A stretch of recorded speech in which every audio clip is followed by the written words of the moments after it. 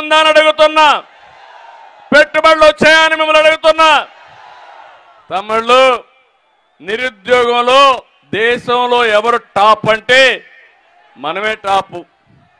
మొన్నే అనౌన్స్ చేశారు 24% 15 సంవత్సరాల పైబడిన వాళ్ళు నిరుద్యోగులుగా ఉండే ఏకైక రాష్ట్రం మందే. ఉద్యోగాలు రావాలంటే పెట్టుబడులు రావాలి. పెట్టుబడులు వస్తున్నాయని మిమ్మల్ని అడుగుతున్నా. కాదు, జగన్మోహన్ రెడ్డి మాఫియాని తెస్తున్నాడు. ఇక్కడే విజయవాడలో ఎస్సీఎల్ ఉంది, ఐటీ కంపెనీ. ఆయన మన రాష్ట్రానికి వస్తే నేను స్వయంగా ఆయన నా కారులో తీసుకుని ఎయిర్పోర్ట్కి వెళ్ళి ఆయనకి సెండ్ ఆఫ్ ఇచ్చాను.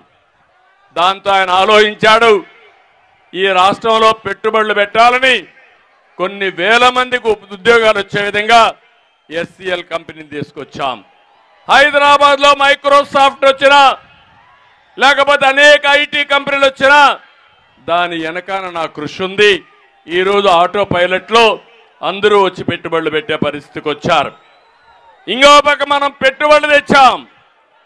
జగన్ ప్రభుత్వం మాత్రం టెర్రరిజాన్ని తీసుకొచ్చి పెట్టుబడులన్నీ తరిమేసే పరిస్థితికి వచ్చాడు.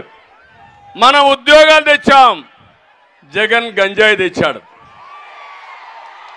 అవునా కాదా అని మిమ్మల్ని అడుగుతున్నా. ఊరూర్లో గంజాయి ఉందా లేదా? తమిళలో గంజాయి లేకపోతే మీరు అడగతారు. మీరు అడగకుండా ఉండాలంటే మీ అందరినీ గంజాయి మత్తులో పెట్టేస్తే మీరు ఏమైనా పర్వాలేదనుకుంటున్నాడు ఈ ముఖ్యమంత్రి. చాలా దుర్మార్గం. ఆ గంజాయి తప్పని నేను అడిగితే, తెలుగుదేశం పార్టీ అడిగితే, తెలుగుదేశం పార్టీ పైన దాడి చేసిన నీచులు ఈ వైఎస్ఆర్ కాంగ్రెస్ పార్టీ అని చెప్పి కూడా నేను మీకు తెలియజేస్తున్నా. మళ్ళీ అడుగుతున్నా యువతని, తమిళలో హుషారుగా ఉన్నారా లేదా? సైకిల్ ఎక్కండి. తెలుగుదేశం జనసేన జెండాలు పట్టుకోండి. ఊరు వెళ్ళండి. ప్రజల్ని చైతన్యవంతులు చేయండి. మీ భవిష్యత్తుకు భరోసా నాదని మరొకసారి హామీ ఇస్తున్నా. సిద్ధమా అని మిమ్మల్ని అడుగుతున్నా. 100 రోజులు ఇంకా తగ్గింది. 3 నెలలు, రోజుకు 4-5 గంటలు మీరు పనిచేయండి.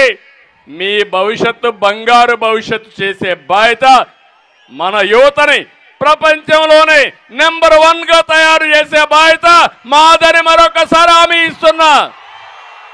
సిద్ధమా యువత అని అడుగుతున్నా.